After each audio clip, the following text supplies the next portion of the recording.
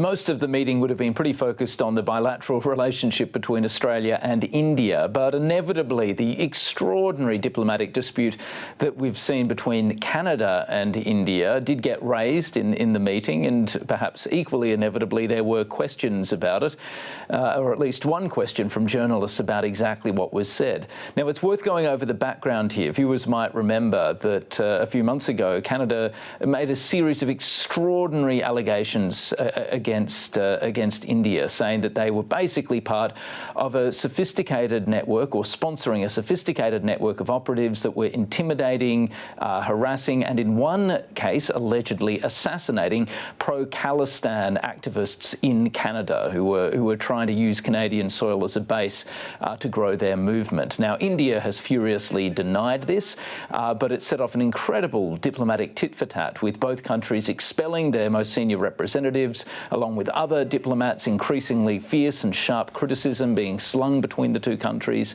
Now, the reason this matters for countries like Australia is because there has been an effort, at least to a degree by Canada, to try and bring some of its traditional Western partners, in particular the Five Eyes partners, behind it in its attempt to try and isolate India or put pressure on Delhi over this case. And this places countries like Australia in a very difficult position. So, Stephen, behind closed doors, though, does this Khalistan issue seriously risk undermining the Australia-India relationship in any way, or is it something that's more marginal?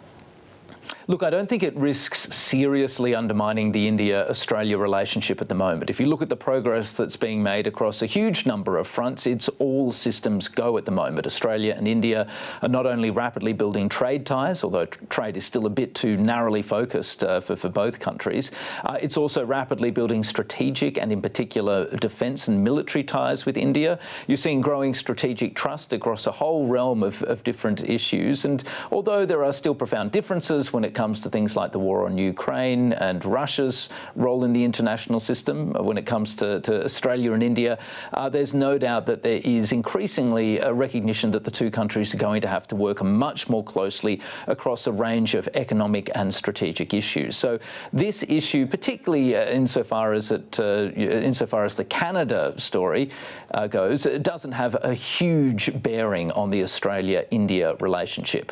But it's also not totally irrelevant, and that's because there is a level of unease about not just what India has allegedly done in Canada, but what it might be willing to do in other countries in the West. We've seen allegations already levelled by the US against India as well about the way that Delhi has allegedly tried to potentially look into murdering another pro-Khalistan activist in the United States. Certainly nothing like that has been reported out of Australia, but local Khalistan groups here say that they are anxious about being monitored by the Indian government, and Australia is definitely keeping a close eye on that.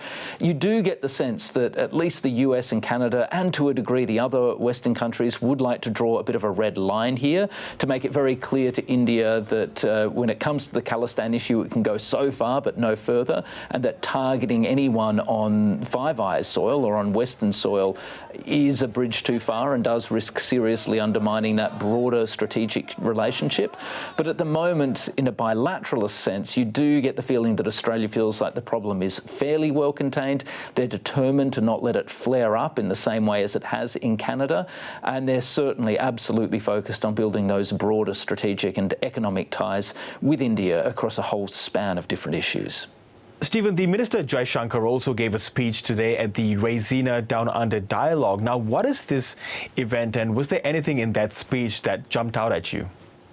Yeah, the Rina Dialogue is Delhi's flagship international affairs event, or its flagship strategic event. And every year, typically around February, it brings in huge numbers of senior policymakers and officials, think tankers from around the world for a very high-level discussion. This Rina Down Under is, I think, only in its second iteration, but it is now gathering a bit of steam. It's another example of the way that both countries are trying to thicken those, track 2 or track 1.5 ties just by normalising really high-level strategic discussion. So it's interesting in its own right that it's happening. This event's being held at Parliament House, and it's got a pretty impressive lineup, not just Dr. Jaishankar and Penny Wong, but also a few other people, including New Zealand's Foreign Minister Winston Peters, who's also come along. Now, as for the speech, look, it was actually a Q&A session.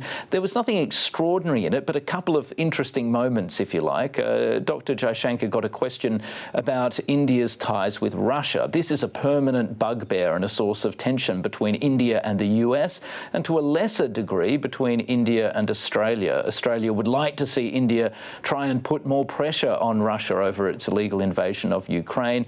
It is at times a bit frustrated about the way that Delhi maintains fairly deep lines of communication and a level of strategic trust with Moscow. It's no secret that Canberra would like to see a bit of movement on this front.